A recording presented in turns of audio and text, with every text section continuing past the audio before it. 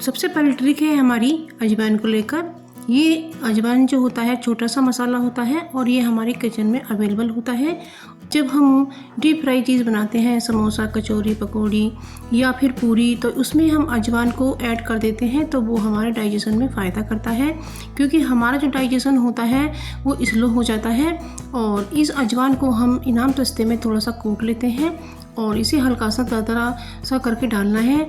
तो इसमें हमें अजवाइन को डाल करके गर्म पानी डालना है और इसमें हमें काला नमक ऐड करना है। तो ये पानी हमें ऊपर से पीना है। यदि हम डीप फ्राई खाने में अजवाइन ऐड नहीं कर पाते हैं तो हमें बाद में ये पानी पी लेना चाहिए, क्योंकि जो डीप फ्राई खाना होता है वो हमारे पेट में सही से पच नहीं पाता है।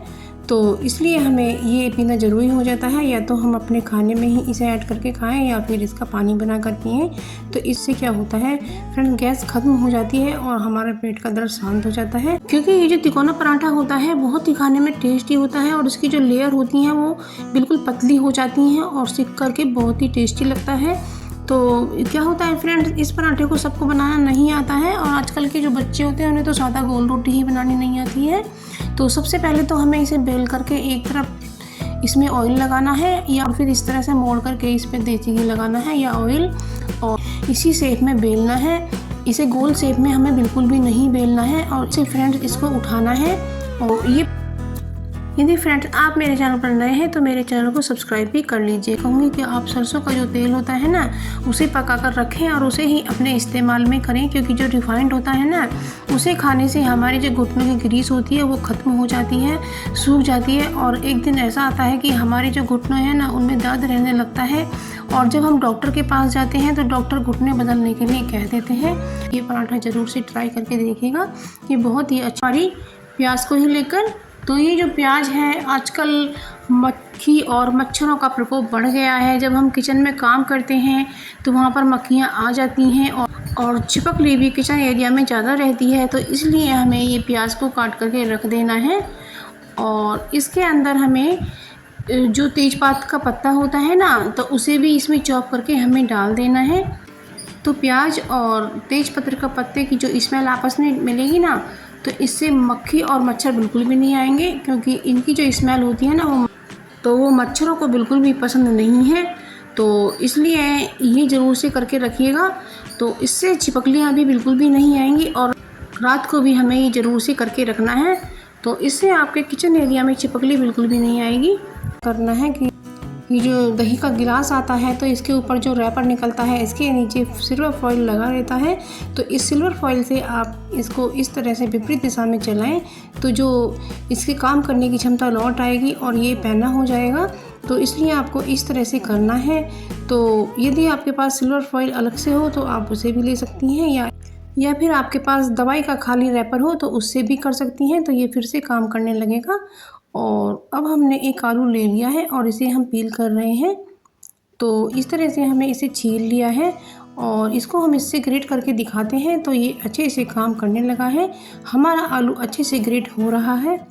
तो हमने ये आलू ग्रेट कर लिया है। यदि फ्रेंड्स आप मेरे चैनल पर नए हैं तो मेरे चैनल को सब्सक्राइब कर लीजिएगा और वीडियो पसंद आ रहे पर लाइक शेयर कमेंट कीजिएगा और मुझे बताइएगा कि आप मेरी वीडियो कहाँ से देख रहे हैं।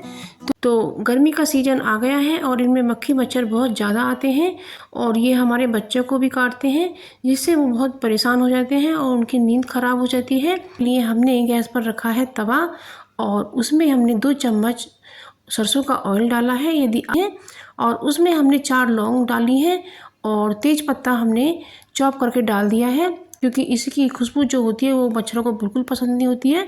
और हमने इसमें डाला है करी पत्ता, यदि आपके पास नीम हो तो नीम भी डाल सकते हैं। और हमने डाली है इसमें चाय की पत्ती और इसको हम अच्छे से जला करके इसका तेल बना लेते हैं। हमने डाला है प्याज की जो खुशबू होती है ना वो मच्छरों को बिल्कुल भी पसंद नहीं होती है।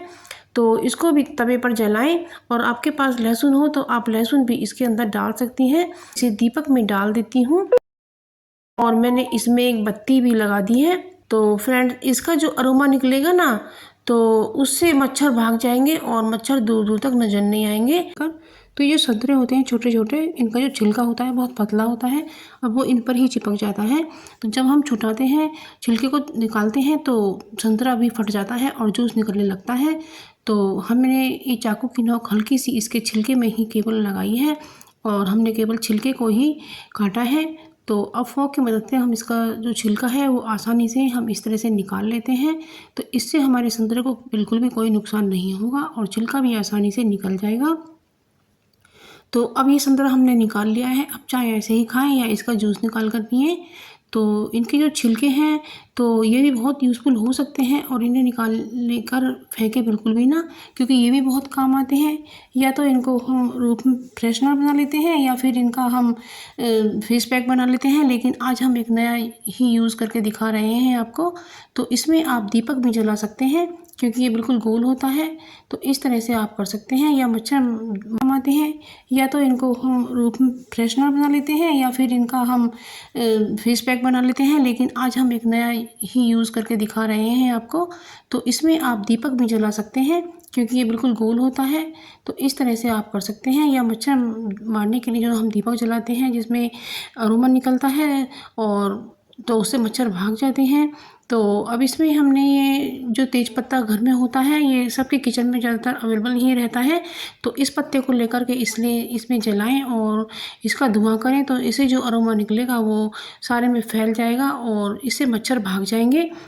तो मुख्य मच्छर हमारे बच्चों को भी परेशान नहीं करेंगे, क्योंकि छोटे छोटे बच्चे जब सो जाते हैं तो उन्हें मच्छर जब काटते हैं तो वो नींद से जाग जाते हैं और रोने लगते हैं। कई बार तो बुखार आ जाता है और हम बहुत परेशान हो जाते हैं। तो इसलिए तेज़पत्ता आप ज़रूर से चलाइएगा और ये बंद कमरे में ही हमें करना है। आप मेरे चैनल को सब्सक्राइब कर लीजिएगा और मेरी वीडियो को लाइक शेयर कमेंट कीजिएगा।